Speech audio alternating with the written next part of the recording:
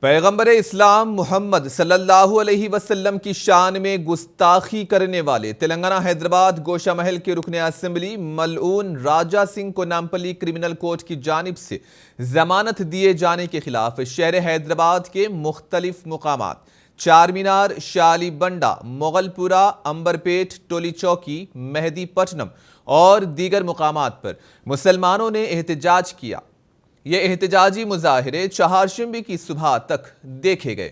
بتایا جاتا ہے کہ بعض مقامات پر احتجاجیوں نے پولیس کی گاڑیوں کو بھی نقصان پہنچایا۔ احتجاجی عوام نے ملعون راجہ سنگھ کو گرفتار کرتے ہوئے جیل بھیج دینے کا مطالبہ کیا۔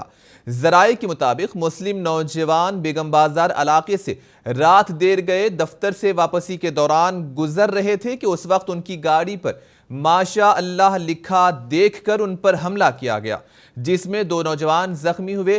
حملہ آوروں کے پاس لاٹھیاں تھیں۔ انہوں نے الزام عائد کیا کہ پولیس سے شکایت پر پولیس نے کارروائی کرنے کے بجائے انہیں وہاں سے چلے جانے کا مشورہ دیا۔